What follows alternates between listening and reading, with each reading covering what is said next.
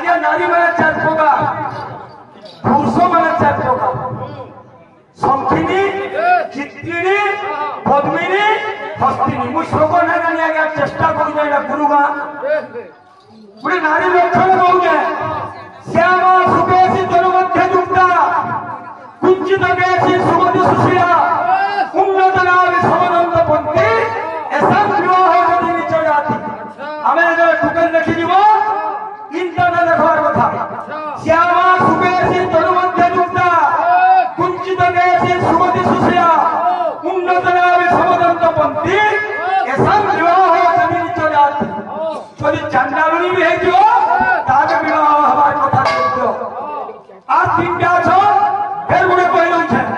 লক্ষ্মী কুদন্তি যদি পিঙ্গলক্ষী উচ্চ কপালে যদি তোমরা বন্যা